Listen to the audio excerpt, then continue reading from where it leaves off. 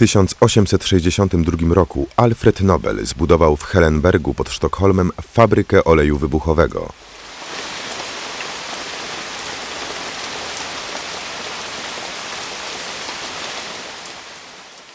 W 1866 roku uzyskał patent na sposób nitrowania owego oleju mieszaniną kwasu azotowego i siarkowego. Pomimo licznych niepowodzeń, Nobel wprowadził zastosowanie nitrogliceryny, bo o niej tu mowa, do celów górniczych w miejsce prochu czarnego. Wysoka wrażliwość nitrogliceryny była powodem ogromnych trudności w jej transporcie i użyciu. Kiedy w 1867 roku Nobel przypadkowo odkrył, że ziemia okrzemkowa chłonie nitroglicerynę, tworząc ciastopodobną masę, wdrożył do produkcji nowy materiał wybuchowy zwany dynamitem okrzemkowym. Nowy produkt przyjął się bardzo szybko i tak w okresie między 1868 a 1873 rokiem powstało w różnych krańcach świata kilkanaście fabryk nitrogliceryny i dynamitu.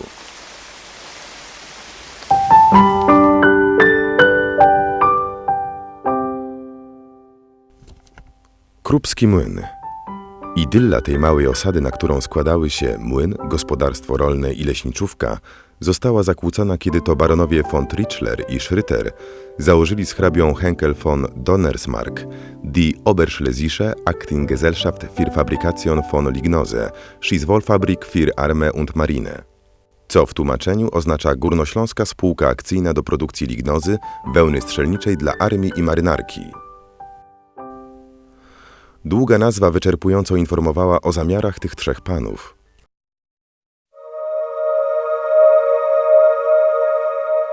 W pobliżu Krupskiego młyna zakupili oni od hrabiego Tille Winklera położony nad Małą Panwią ogromny obszar lasu. Wybór tych terenów nie był przypadkowy. Prawdopodobieństwo eksplozji w tych czasach było bardzo wysokie. Produkcja odbywała się na prymitywnych maszynach. To też postanowiono tak usytuować fabrykę, by nie zagrażała ona bezpośrednio większym skupiskom ludzkim. Transakcja sprzedaży odbyłaby się bez większych przeszkód, ale na terenie przeznaczonym do sprzedaży znajdowała się mała posiadłość należąca do młynarza o nazwisku Krupa. Nie chciał on sprzedać swojej ziemi ani młyna doń należącego. Po długich pertraktacjach młynarz Krupa zgodził się na sprzedaż swojej posiadłości, ale pod warunkiem, że będzie mógł tu dalej pracować i mieszkać.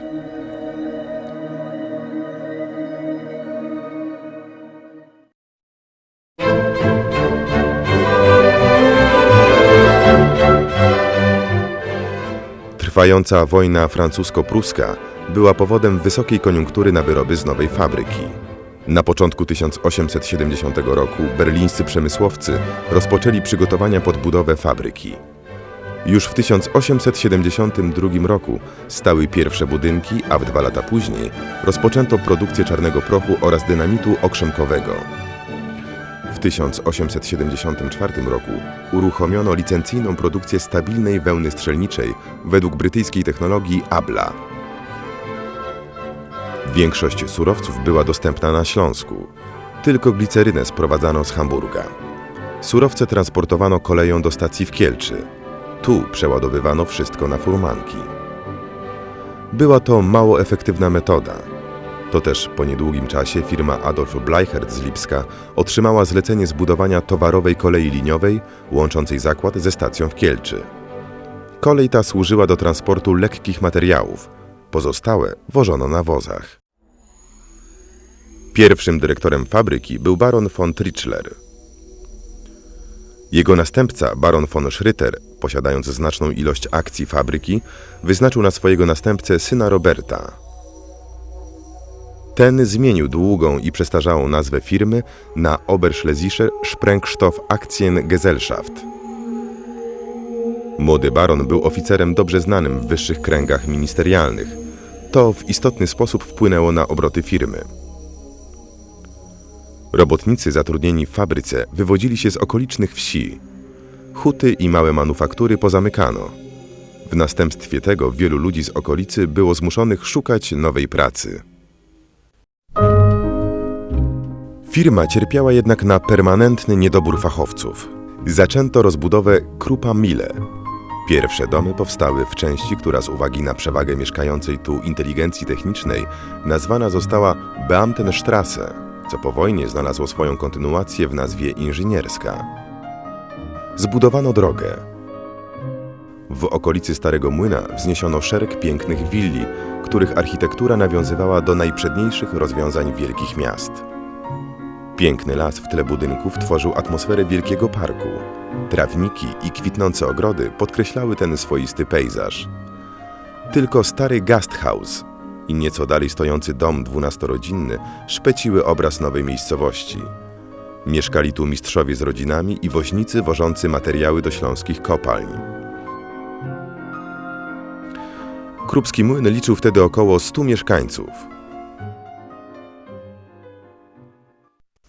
W latach 1904-1905 nadeszły kolejne duże zamówienia na materiały wybuchowe.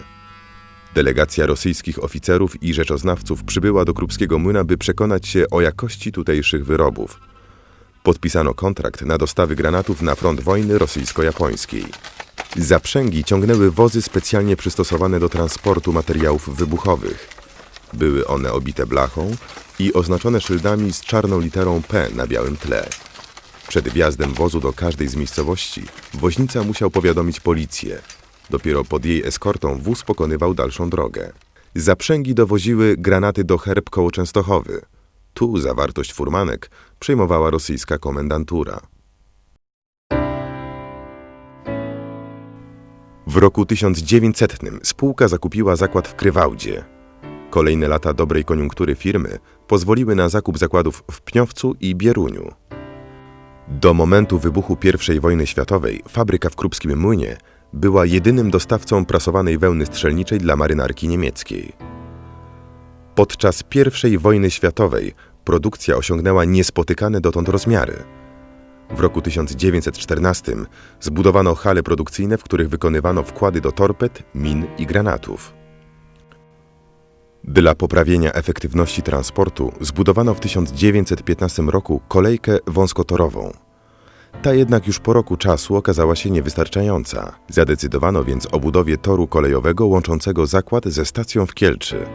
Władze kolejowe zezwoliły na transport osobowy na tym odcinku pod warunkiem, że będzie się odbywał bezpłatnie. Zakupiono wagony i lokomotywę Borziga. Ponieważ dokładnie w tym czasie armia niemiecka wkroczyła na Bałkany, nazwano ten pociąg Balkanzug.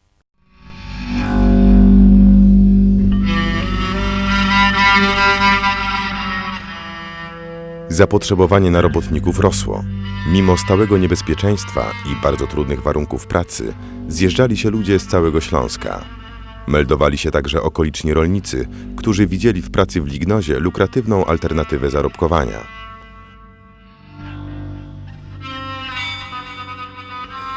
Pod koniec dniówki interesującym obrazem stawała się ulica łącząca bramy zakładu z miejscowością. Zmęczeni pracownicy zmianowi w szaroniebieskich fartuchach wracali do swych domów. Ich włosy, twarze i ręce były żółte. Powodem były wdychane przy produkcji opary kwasu pikrynowego. Stała niepewność miejsca pracy i stosunkowo wysokie zarobki powodowały szczególny tryb życia tych ludzi. Większość zarobionych pieniędzy wydawali oni tu na miejscu. W tutejszym Gasthausie sprzedawano setki posiłków i rozlewano 2 do 3 hektolitrów piwa dziennie.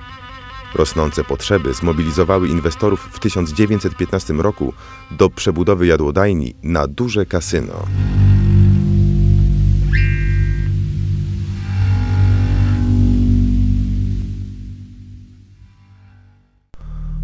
Oprócz normalnej załogi pracowało w zakładzie wielu żołnierzy. W okresie I wojny światowej było tu zatrudnionych około 4000 ludzi. Ciągle dochodziło do wypadków w fabryce. Pomieszczenia, gdzie stały maszyny, miały lekkie dachy. Miało to na celu umożliwienie swobodnego ujścia fali wysokiego ciśnienia tworzonego przez wybuch. Pierwsze duże nieszczęście wydarzyło się 18 lutego 1915 roku. Eksplodował wtedy wydział TRI. 24 pracowników zginęło, a 60 odniosło rany. Bardzo szybko odbudowano ten wydział. Jednak jeszcze w tym samym roku w wyniku pożaru spłonął on doszczętnie. Największa katastrofa w dziejach fabryki wydarzyła się 5 lipca 1917 roku około godziny 23. Detonacja spowodowała wielkie spustoszenie. Ogromny grzyb pyłu i ognia był widoczny z wielu kilometrów. Wszystkie budynki ówczesnej fabryki zostały doszczętnie zniszczone. Krater po wybuchu miał średnicę 90 metrów, a głębokość 15 metrów. W lasach wokół fabryki leżały bryły betonowe rozrzucone pod muchem. W samej miejscowości zniszczenia nie były aż tak wielkie. Z wielu budynków fala podmuchu zerwała dachy i ramy okien. Domy drewniane i baraki uległy całkowitemu zniszczeniu. Drobne uszkodzenia odnotowano w Tarnowskich Górach i Bytomiu. Falę sejsmiczną po wybuchu odnotowano aż w Monachium. Zginęło 26 osób. 180 odniosło rany. Stosunkowo mała liczba ofiar wynikała z faktu, iż nieszczęście wydarzyło się w nocy. Poza tym wybuch poprzedził pożar, podczas którego robotnicy zaczęli się ewakuować. Były to bardzo dramatyczne chwile dla pracowników zakładu, jak i wszystkich mieszkańców osiedla. Wielu uciekło w panice jeszcze tej samej nocy. Część z nich już nigdy nie wróciła. Obszar, na którym jeszcze wczoraj stały budynki i hale produkcyjne, przypominał pustynię. Jedynym ocalałym obiektem była mała wieża ciśnień. Jej kratowa konstrukcja, nie stawiając oporu podmuchowi, uchroniła ją od zniszczenia. Jeszcze w tym samym roku rozpoczęto odbudowę fabryki. W bardzo krótkim czasie uruchomiono najważniejsze wydziały. Jako pierwsza powstała nowa kotłownia i 87-metrowy komin, który jeszcze do niedawna był widoczny na horyzoncie Krupskiego Młyna.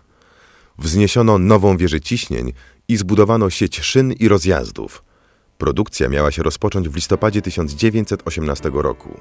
Jednak wojna i problemy z surowcami doprowadziły do zastoju.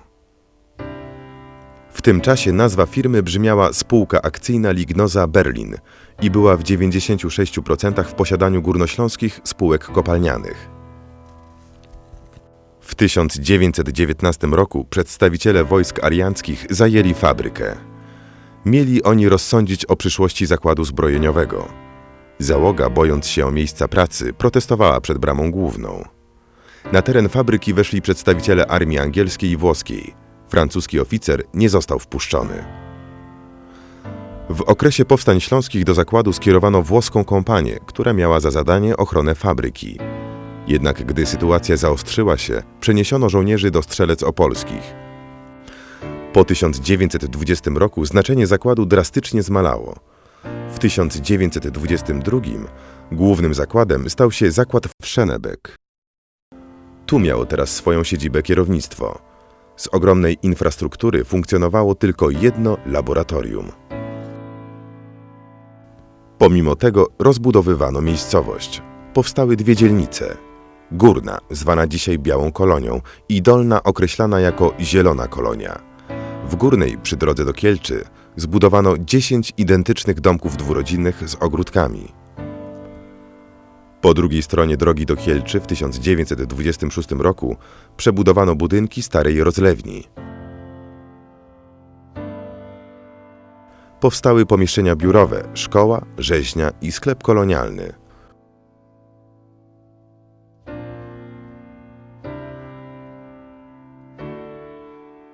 W Dolnej domy nie były już tak zaawansowane architektonicznie. Były to budynki czterorodzinne, a raczej są, bo jak większość domów z tego okresu stoją one do dnia dzisiejszego. Również tutaj powstało kino, w którym oprócz projekcji filmów odbywały się wszelkiego rodzaju uroczystości.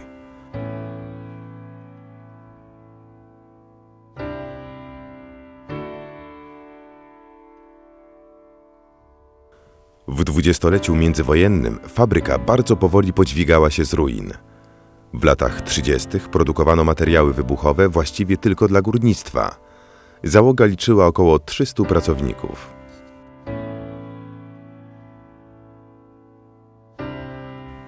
W technologii produkcji materiałów odnotowywano stały postęp.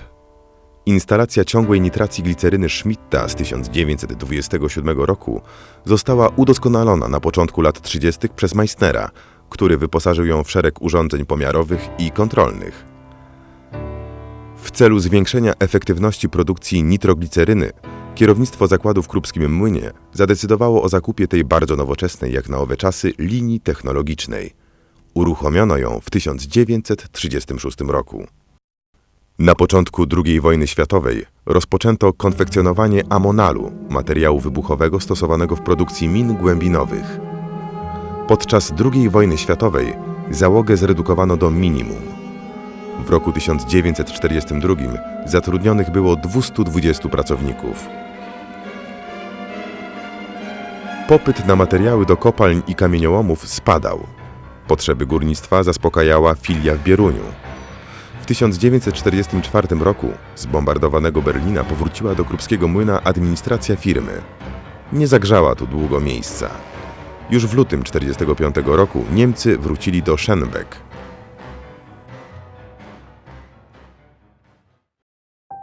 Po wojnie w 1945 roku przejęta przez władze polskie fabryka była w zasadzie w stanie nienaruszonym, lecz pozbawiona surowców i paliwa.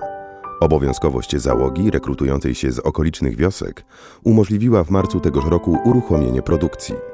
Początkowo w bardzo skromnych rozmiarach, bo trudno było o surowce. Pod koniec 1945 roku zakład zatrudniał już około 200 pracowników. Dynamiczny rozwój wytwórni chemicznej nr 3, bo tak brzmiała pierwsza nazwa zakładu po wojnie, zawdzięczano przede wszystkim bardzo pozytywnej działalności członków grupy operacyjnej, między innymi inżynierowi Stanisławowi Kościukiewiczowi, inżynierowi Jańczykowi, Słomińskiemu i Godeckiemu, którzy bardzo przychylnym stosunkiem do autochtonicznej załogi potrafili zyskać jej zaufanie i nawoływać do wydajnej pracy. Od roku 1946 działała już przyzakładowa szkoła zawodowa, która wraz z późniejszą zasadniczą szkołą chemiczną zapewniała młodym ludziom dobre fachowe przygotowanie. Rok 1948 przyniósł też pierwsze poważniejsze inwestycje dla zakładu. Powstał oddział produkcji trotylu. W rok później uruchomiono produkcję spłonek. W pierwszych latach powojennych powstają również przyzakładowe osiedla pracownicze. W 1952 roku ukończono budowę osiedla na kolonii Ziętek. Ta dekada przyniosła pewne zmiany produkcyjne i załogowe. Stary trzon personelu technicznego, w tym dyrektor i inni zasłużeni członkowie grupy operacyjnej, zostali oddaleni. Następni dyrektorzy, Kulma i Zieliński, jeszcze próbowali dobrze wywiązywać się z nałożonej im odpowiedzialności, lecz obaj działali tylko krótko w tym zakładzie. Pierwszy odszedł dobrowolnie, a drugi zginął w wypadku samochodowym. W latach 1955-1958 uruchomiono produkcję amunicji sportowej i przemysłowej oraz zapalników elektrycznych dla górnictwa. Lata 50. to również intensywna rozbudowa infrastruktury osiedla. Rozpoczęto utwardzanie dróg do Lublińca i Tarnowskich Gór. Także z tego czasu pochodzi budynek ambulatorium. Powstają chodniki i ścieżki dla pieszych. Obok kina zostaje założony park. Budują się szkoły podstawowa i zawodowa. Przez wielu młodych rodziców mile przyjęta została wieść o rozpoczęciu budowy żłobka. W dawnej siedzibie dyrektora przedwojennej Lignozy, jednym z najstarszych budynków Krupskiego Młyna, znalazło swoje miejsce przedszkole. W gazecie lokalnej Gwarek z 1957 roku wydrukowany został artykuł dotyczący Krupskiego Młyna. Oto jego fragment. Uroczy jest ten Krupski Młyn. Jedzie się do niego wyboistą drogą przez krótkie wioski. Zielony las, wśród wzgórków żółtego piasku i zielonych krzewów. Samochód przeskakuje przez parę błyszczących szyn kolei, która nie prowadzi tam, gdzie trzeba, i przejechawszy szybko jeszcze jedną leśną drogę, znajduje się niespodziewanie w środku tak zwanego śródmieścia. Na prawo wznosi się centralny dom towarowy, na wskroś nowoczesny. Nieco dalej szkoła, również w warszawskim guście, i szereg innych ultranowoczesnych budynków o najrozmaitszych przeznaczeniach. W tym okresie powstał również stadion, a w roku 1959 wybudowano strzelnicę sportową. Początki działalności sportowej przy zakładzie datują się na rok 1947. Wiosną tego roku zarejestrowano w okręgu opolskim klub sportowy Unia Krupski Młyn, a jego pierwszym prezesem został Zbigniew Sandecki. Najważniejszą sekcją, która powstała na samym początku, to sekcja piłki nożnej. W latach 1952-1953 zakład w ramach tzw. zaciągu zatrudnił dużą grupę młodych ludzi. Wolny czas wypełniało uprawianie sportu. Zaczęły powstawać nowe sekcje. Między innymi utworzono drużyny siatkówki i koszykówki. Lata 60. przyniosły wiele istotnych zmian dla fabryki. Wtedy narodził się pomysł rozszerzenia produkcji o przetwórstwo tworzyw sztucznych, co w ciągu następnych dziesięcioleci stało się drugą gałęzią produkcji zakładu.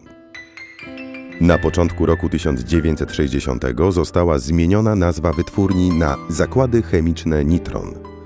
Wprowadzono pewne usprawnienia w produkcji materiałów wybuchowych oraz uruchomiono nową instalację nitracji gliceryny.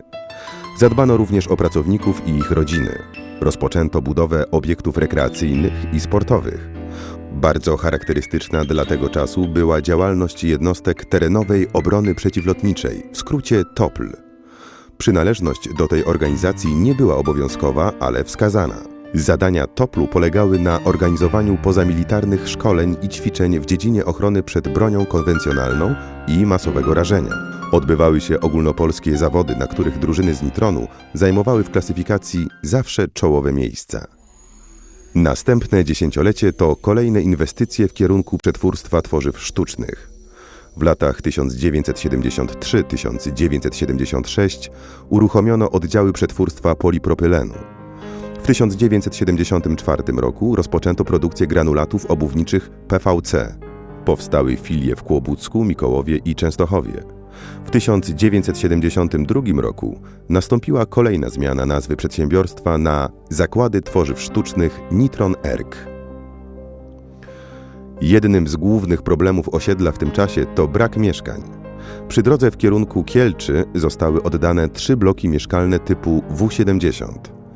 Jakość mieszkań pozostawiała wiele do życzenia, ale warunki, w jakich mieszkały młode rodziny, w wielu wypadkach u rodziców nie należały do łatwych. Architektura tych obiektów, absolutnie niepasująca do kształtu miejscowości, jak się zdaje, nie miała być żadnym istotnym jej elementem. Brak środków, jak i specyfika czasu nie były temu przyjazne.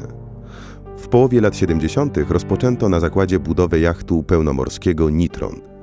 Chrzest odbył się 25 maja 1985 roku. W rok później grupa entuzjastów, członków jacht klubu, wypłynęła w rejs dookoła świata. Wyprawa zakończyła się w listopadzie 1988 roku. Czas lat 80., zapoczątkowany dramatycznymi wydarzeniami okresu stanu wojennego, to rozdział bardzo szczególny dla mieszkańców Krupskiego Młyna. Rozpoczęto budowę nowego kościoła. To jeden z bardzo istotnych etapów w najmłodszej historii osady.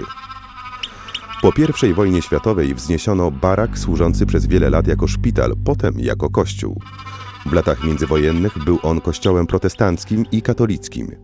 W 1980 roku otrzymano zgodę władz świeckich na budowę kościoła. Niekonwencjonalne rozwiązania architektoniczne były konieczne dla właściwej integracji bryły kościoła na wskazanym terenie.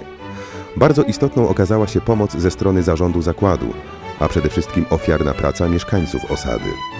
Budowę ukończono w 1987 roku. Przełom lat 80. i 90. to dla wielu konfrontacja z nowymi zasadami. Jest to czas, w którym następuje szereg istotnych zmian politycznych i gospodarczych. Zmiany te dotykają również mieszkańców osiedla. Po kolejkach będących obrazem codzienności lat 80. nadeszła era nowych struktur ekonomicznych, stanowiących dla wielu brak pewności miejsca pracy, a niejednokrotnie nawet jego utratę. Następują również zmiany w zarządzaniu. W 1991 roku ponownie utworzona zostaje gmina. Działania młodej gminy to przede wszystkim modernizacja szkoły, sukcesywnie przeprowadzane remonty bloków w zaniedbanym od lat Ziętku.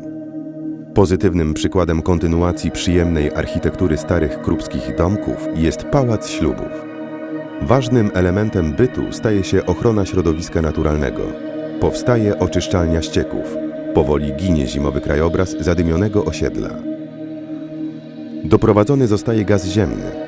Od 1998 roku wszyscy mieszkańcy mogą bez większych problemów komunikować się z całym światem. Miejscowość otrzymała nową centralę telefoniczną. Słowem, koniec zamawiania rozmów w 2 lata przed końcem XX stulecia. Po zamknięciu szeregu fabryk leżących w dorzeczu Małej Panwi, rzeka przestała być cuchnącym ściekiem. Era gospodarki rynkowej spowodowała odłączenie zakładów zamiejscowych w Częstochowie i Kłobucku. W 1994 roku zakład został przekształcony w jednoosobową spółkę Skarbu Państwa, a przedsiębiorstwo przyjęło nazwę Zakłady Tworzyw Sztucznych Nitron S.A.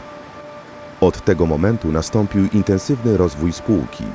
Unowocześniono park maszynowy, wdrożono międzynarodowe systemy zarządzania jakością i środowiskiem. W roku 1997 wdrożono do produkcji ląty detonujące i dodatek do oleju napędowego o nazwie nitrocet. Nowy produkt wpłynął istotnie na poprawę sytuacji ekonomicznej spółki. Produkcja nitrocetu ma zasadniczy wpływ na ochronę środowiska naturalnego. Oprócz dostosowania technologii wytwarzania substancji do wymagań tzw. czystej produkcji, nitrocet jako środek uszlachetniający oleje napędowe zmniejsza emisję toksycznych składników w spalinach. W roku 2000 zatrudnionych było 1090 osób. Wiele wydarzyło się w ciągu 130 lat istnienia tej niecodziennej wytwórni. 130 lat, przez trwanie których firma ta zapewniała miejsca pracy dla całych pokoleń mieszkańców Krupskiego Młyna i okolic. Życiorysy wielu, spisane na stronach tej 130-letniej historii, nierzadko naznaczone cierpieniem, to życiorysy ludzi tej fabryki i tej miejscowości. Uroczy jest ten Krupski Młyn. Jedzie się do niego już mniej wyboistą drogą przez nieco dłuższe wioski.